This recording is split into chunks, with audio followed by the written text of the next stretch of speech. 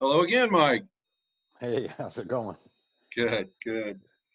Hey, the last segment we kind of talked about general business, the overview, and we did manage to avoid that elephant in the room that nobody cares to talk about right now. But really, everybody is curious about the COVID impact on our business.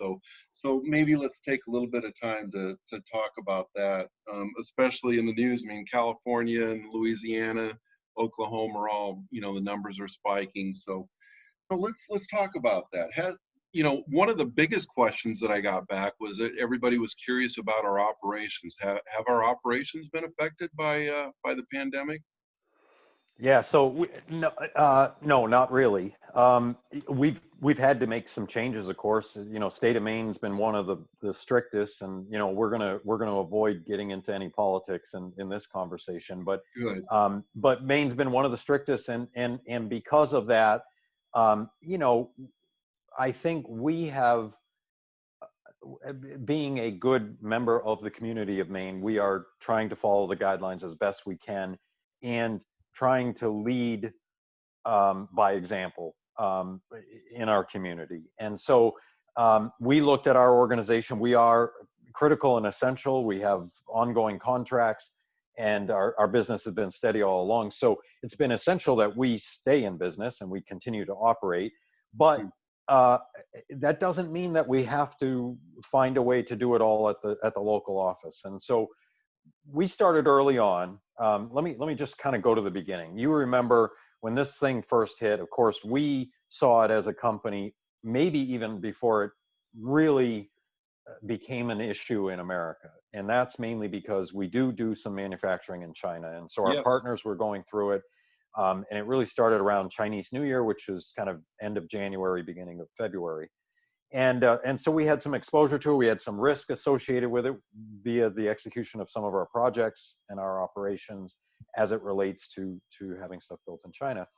Um, but you remember one of the first things that we did is we immediately sat down with the team, the whole team, and we said, "Hey guys, business as usual, right? The life is going to present us opportunities or challenges, however we want to, whatever word we want to use. I prefer to use the word opportunities, but it's going to give us these opportunities to check ourselves, to determine who are we, and who we are. Bachmann, we're the, well, neither one of us have it in our home offices here, but we're the rhinos that we got on the walls in the building, right? Like, we're gonna have some interference, some things are gonna happen, but we have goals and we have plans for this company, and we know where we want to go, and we've got a team that is on board with that. And so we sat down and said, this isn't going to define us. It's going to, it may cause some changes, but it's going to, we're going to work our way through this and continue to excel as a company. And I think that our team has just done a remarkable job at continuing to do the day to day while trying to embrace some differences. And as the questions go on, I think we'll see that we're also looking forward to what this may have done for our organization in terms of opportunities for the future that we might not have stumbled across had we not been presented with the opportunity of figuring out COVID. Yeah, yeah, absolutely. Well, you did hint at the beginnings of the virus, which as we know now did occur in China, and so one of the common questions was, how was the Chinese operations affected? Is it still affected? Are we producing over there now? Yeah, so really um, we didn't have a significant impact to production. We had about a 2 week delay. Fortunate for us with the staging of projects and the way they were kind of passing through the Chinese production facility. And I do want to just say for the record, we don't build everything in China, so this is only a portion of our business. But but the work that we were building in China, we had about a 2 week delay because Chinese New Year, the entire country shuts down typically for about 10 days. And so um, the first part of their isolation and sort of not allowed to go back to their factories and get back to work. The first part of it was those first 10 days. And then there was another 7 days or so added to the back of that. So between the two, we had about 2.5 weeks of downtime at the factory in China. But 10 days of it were already sort of planned for in our production schedule because the Chinese fabrication shuts down during that window anyway. Right. So then they were able to get back to work, and they had some restrictions. They had to limit work crews in the factories, and they had to stagger shifts and stuff. But they were already working 2 shifts and stuff. So needless to say, they were able to recover most of any lost time, and so now they're actually producing well. They had some very strict guidelines for a while. They weren't able to go anywhere without quarantining and all of these kinds of things, and they've flattened their curve and actually reversed it, and they have very low number of cases at this point, and so production's going well in China, so really no concerns there, and everything's back to normal. Good. Yeah, so this next question may be a little bit difficult because you did hint at the many challenges, opportunities that we've been faced with. But if you could choose one of those opportunities, which one has presented the biggest challenge? Wow. We boy, that it's tough because personal gets into it a little bit. I'm a jet setter and like to be, and that's a little bit personal, but also I do believe important for our business, and so being grounded, being not being able to go places, not being able to interact in person with people. I do believe in personal contact. I do believe that is vital and essential.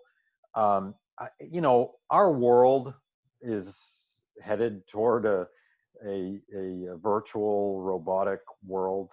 I mean, if you look at our kids growing up, most of them sit on the couch and text each other, and they're sitting on the same couch. They maybe don't find that weird. I find that weird. You find that weird. Yeah. We like to go shake hands and talk to people. I've struggled with that. I've definitely struggled with it personally. So I think from a business standpoint, I would have to lump in the not being able to travel and not being able to be out there and smile and joke and share meals and whatever with our customers and our reps and some of our friends out there in the industry. That's been probably the biggest challenge for us to overcome. I mean, we've had the other things, the technology, how do we make sure we get, video cameras working and strong Wi-Fi signals everywhere we go and all that kind of stuff. But, you can get over those, but I'm itching to go start visiting some people here soon. So we'll see how that goes. Yeah. You and me. What do you think the pandemic has taught you that maybe you didn't see prior to this? Wow, I'm almost ashamed to sort of say it in a way. It's shown me how resilient our company is. And the reason I'm ashamed to say that is because I don't want people to think I have doubts about our team, because I don't. But boy, when a team comes together and they rally like we have, and we don't let these things bother us, and we do what it takes, and we continue to execute at a high level, and we continue to serve our customers as if none of this is happening around us, that's pretty remarkable. And we've seen our team pick each other up. People are struggling, individuals are struggling with isolation, not being able to go see their family, just the way our team's cohesiveness, we knew it was there, but boy, it's trying times that really cause you to look in the mirror and see some of those things. And so that's probably the thing that I've learned the most, is particularly about our team, is just really how resilient we are. And so that's exciting. Yeah. Do you contemplate any changes in Bachmann's business model?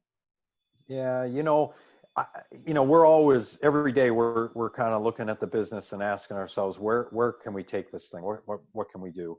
And I think that this opportunity has caused us to look at this virtual or remote working, remote offices in a different light. And we've made the decision that in order to avoid getting caught up in the news and the politics day by day and then trying to make impromptu decisions, we've made the decision that we're going to continue the remote work for the remainder of this year before we even look at it again. And then in January, we'll take a peek at it. Now, that doesn't mean our entire team's remote. We still have the office and we have people there. But the team that is remote, we're going to keep them remote. We're going to keep the office staff to a reasonable level. And then we'll reevaluate. But part of that is I want to see that by the time we reach the end of this year, that'll be 9 months of us working in a remote way. And if we continue to excel and thrive, and we can keep the cohesiveness of the team, and we can continue to build the bonds on the team, I think it's presenting an opportunity for a model that could work where we could consider more remote work and virtual work, which might open doors and opportunities for us, opportunities where we can add to our staff in remote locations, opportunities where we can be more present to our customer because we're spread out differently. Yeah, so I see that as one opportunity that has been laid at our feet to at least evaluate and determine whether it's something that we want to consider as we move forward. Okay. Last question. Business leaders all over the world continue talking about this next question. I'm going to give you a chance to weigh in on it as well. Do you see this affecting our business long term, or is this just another bump in the road? Yeah, I see it as a bump in the road. I think that based on our resilience so far, I think that we understand that business as we knew it to be previously, like how we interacted with customers or the way we pursued business and all that might have to change. That might become different for the future as a result of this. So do I think something might change? Yes. Do I think it will impact our business? No, except maybe in a positive way. I think that we've embraced the change so far, and I see us getting better and stronger with it. When I think particularly of our sales reps and our extended network, one of the points that I think is important to talk about is our getting out there with customers. And I know that our rep organizations, as businesses unto themselves, are going to struggle with this question. Like I used to go visit these people and bring them donuts and coffee, and we'd talk and whatever. I'm struggling. I don't know what to do now. How do I do this? Embrace the change. That's what I would say. Embrace the change. Many of your customers are getting younger and younger anyway, so they just want to sit on the couch and text with you anyway. So just embrace the change. Look at ways that you can continue to communicate with your customer. We all have the ultimate icebreaker now. You can call anybody and you can immediately ask them how they're doing, how their family's doing, how their mom and dad are doing. You don't have to be awkward about, well, how do I start talking to them about dampers? That'll become part of the conversation. Just reach out to them as a person, ask how they're doing, check in on them, and let that roll into a conversation about how we can help them. And you're going to find that people are going to appreciate us for being there, for being able to support them, and we're going to find opportunities. I remain confident that we're going to be able to figure out how to do lunch and learns, how to do webinars, how to train people on proper damper selection through these tools in a better way. And despite you and me, maybe we won't have the Admirals Club status that we like to have all the time when we're out jet setting.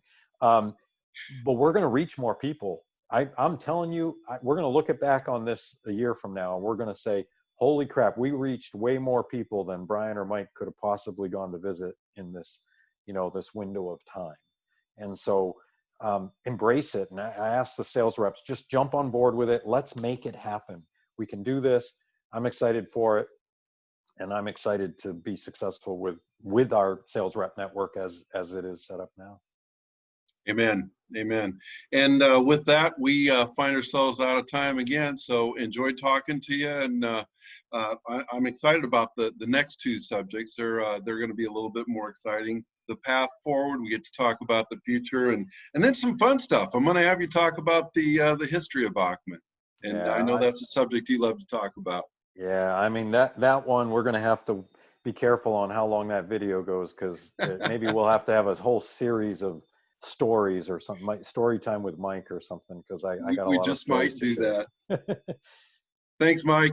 All right, thanks.